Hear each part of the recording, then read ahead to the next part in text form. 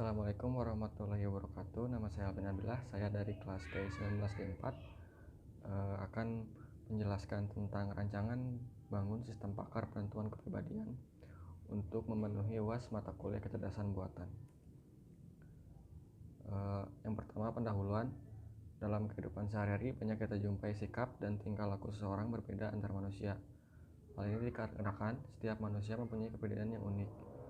Psikologi sebagai rumpun ilmu membahas tentang kepribadian manusia. Di dalam dunia kerja, dalam merekrut tenaga kerja yang baru, tes kepribadian menjadi penilaian utama dalam seleksi. Dalam penelitian ini, peneliti menilik beratkan referensi kepada 4 tipe kepribadian, yakni melankolis, pragmatis, koleris, dan sanguinis.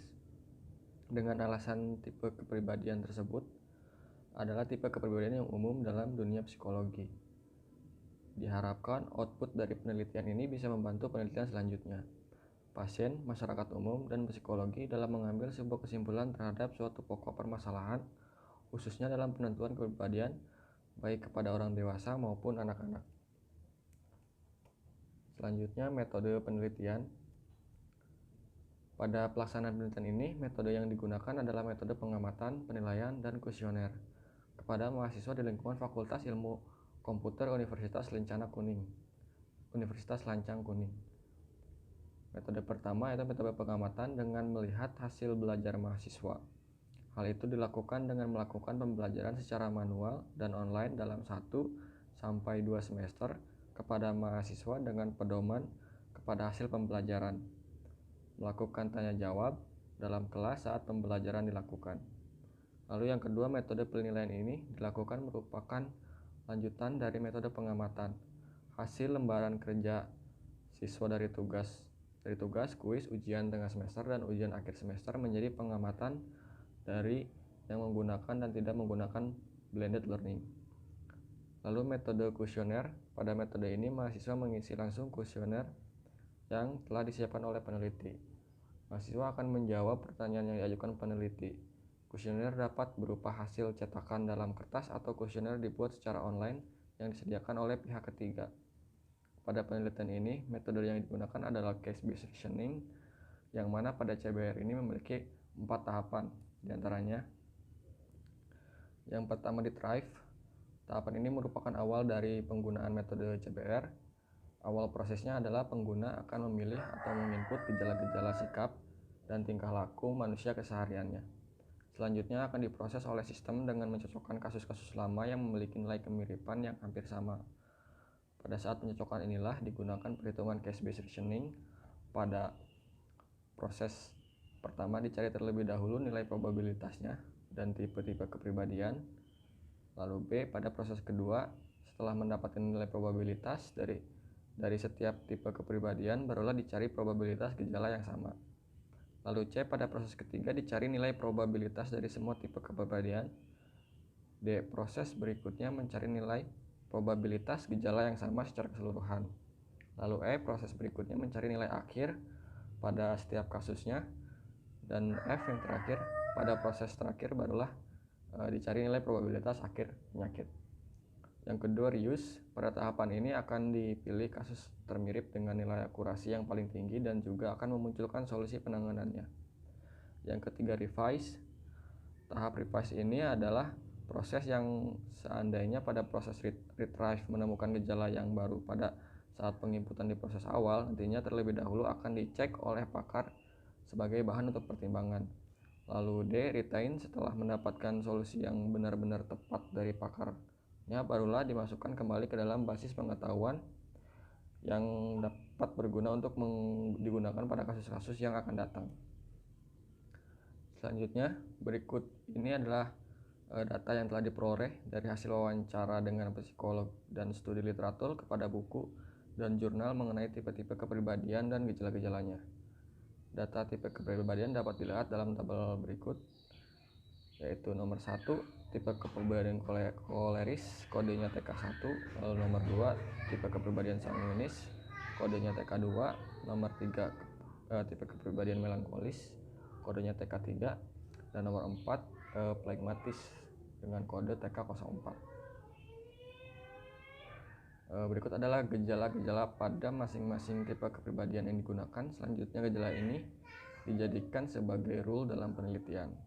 Agar gejala bisa dipahami dalam bahasa mesin, maka gejala ini kemudian dikonversi menjadi rule yang diinisialisasikan kepada kode berdasarkan tipe kepribadian. Kemudian gejala dikelompokkan pada masing-masing tipe kepribadian yang telah dibahas di atas, yang didapat dari soal tes kepribadian Florence-Littrow. Agar dalam proses penentuan tipe kepribadian yang akan dirancang, maka perlu gejala-gejala tersebut diterjemahkan kepada rule yang menjadi acuan sistem dengan nilai bobot berdasarkan gejala penting dan sedang atau biasa. Nilai bobot gejala penting diberi bobot 5, sedangkan untuk gejala sedang diberi bobot 3. Maka dapat nilai masing-masing gejala dari tipe kepribadian seperti tabel berikut, yaitu ini tabel bobot gejala tipe kepribadian koleris ada 33, lalu bobot gejala tipe kepribadian sanguinis ada 33, selanjutnya bobot gejala tipe kepribadian melankolis ada 33, dan bobot gejala tipe kepribadian phlegmatis ada 33 juga. Lalu dilanjut dengan implementasi. Hasil implementasi dari sistem yang dibangun yaitu sebagai berikut. Bobot parameter W, gejala penting sama dengan 5, gejala sedang atau biasa sama dengan 3. Lalu similarity problem case, S1 dikali W1 ditambah S2 dikali W2 S dikali WN per W1 ditambah W2 ditambah WN. Pada percobaan pertama ini adalah mahasiswa atas nama Sri Devi Octavia dengan bobot biasa 8 buah dari bobot penting 8 buah, maka hasil pencariannya adalah A. Perhitungan kedekatan ciri koleris yaitu 3 dikali 8 ditambah 5 dikali 8 per 135 sama dengan 24 ditambah 40 per 135 sama dengan 64 per 135. Hasilnya 0,474. Jika dirubah kepada persentase, maka hasilnya 47,4%. Lalu yang B, perhitungan kedekatan ciri sanguinis yaitu 3 dikali 4 ditambah 5 dikali 8 per 131, maka hasilnya 12 ditambah 40 per 130 sama dengan 52 per 130 sama dengan 0,396. Maka jika diubah ke dalam persen, hasilnya adalah 36,9. Lalu selanjutnya yang C, perhitungan kedekatan ciri melankolis 3 dikali 9 ditambah 5 dikali 7 per 131 sama dengan 27 ditambah 35 per 131 sama dengan 62 per 131 sama dengan 0,473. Maka hasilnya jika diubah ke dalam persentase yaitu 47,3. Lalu yang D, perhitungan kedekatan ciri phlegmatis 3 dikali 10 ditambah 5 dikali 2 dibagi 121 sama dengan 30 ditambah 10 per 121 sama dengan 40 per 121 sama dengan 0,330. Jika diubah ke dalam bentuk persentase, maka hasilnya 33,0%. Dari pencapaian similarity metode case based reasoning atau CBR dapat dihasilkan dengan persentase masing-masing kepribadian adalah 1. Koleris 47,4%, 2. Sanguinis 36,9%, lalu yang ketiga melankolis 47,3%, dan phlegmatis 33,0%. Maka dapat disimpulkan bahwa sampel di atas adalah kepribadian koleris.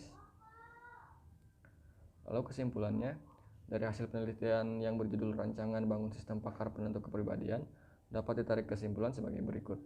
Yang pertama, berdasarkan hasil diagnosa psikologi tentang kepribadian yang dikonversi ke dalam sistem komputer sangat bisa membantu psikolog dalam melakukan diagnosa kepribadian. Yang kedua, sistem pakar penentuan kepribadian dengan metode case based reasoning atau CBR hasilnya kompleks. Yang ketiga, bobot nilai gejala kepribadian bisa berubah dari waktu ke waktu tergantung keilmuan psikologi. Yang keempat, dengan sistem pakar basis desktop dan jaringan internet, hasilnya bisa tidak akurat. Lalu yang terakhir, perlu pendampingan psikologi dalam konsultasi pribadi. Sekian presentasi dari saya. Terima kasih. Assalamualaikum warahmatullahi wabarakatuh.